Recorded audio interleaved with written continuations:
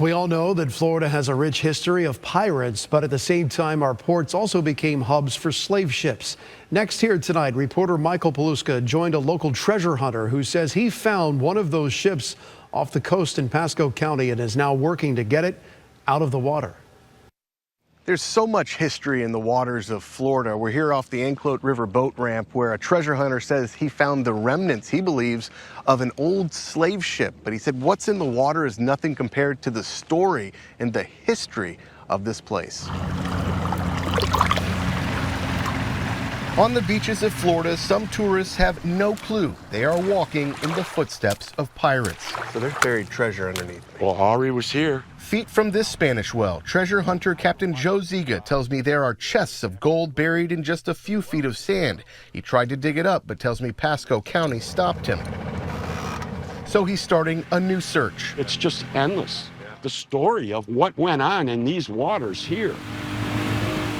On a chilly January morning, Zsiga and his treasure hunting partner in crime, Captain Sam Corey, took us out to an undisclosed part of the Gulf of Mexico. They would try and hijack it. Keeping secret the spot Zsiga believes a slave ship named the Isabelita was anchored near Anclote Key. What is it like to know people come out and they fish, they jet ski, they kayak, they see the birds, but 204 years ago there's slave ships out here. It's kind of hard to reconcile that. It's real.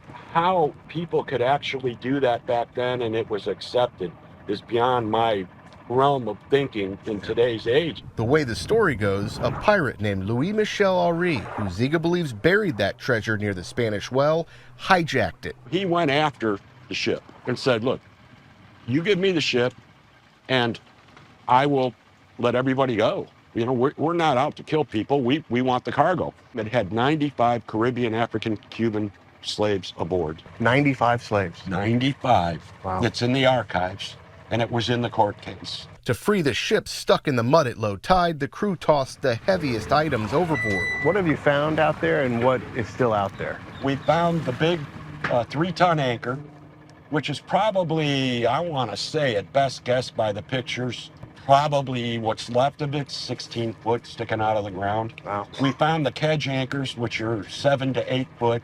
And we found the giant pile of ballast stones. Archives show Florida was at the center of the North American slave trade. This ship, called Wildfire, was intercepted in 1860 by American anti-slave trade crusaders, and it was sent to Key West. The Isabelita, captured by pirates around 1817. And the story who quote-unquote owned those slaves even came in front of the U.S. Supreme Court. What do you think this means for the history of Florida and for Black history? My goal here is that maybe someone will reach out to me that said, my great-great-great-grandmother or grandfather was on that ship. It's a dark past, but the legacy of what it means. It needs to be told. This will all be worth it more than finding those cannons or finding the other treasures that I'm actively seeking now and we're working on. In Pasco County with photojournalist Reed Moeller, Michael Paluska, ABC Action News.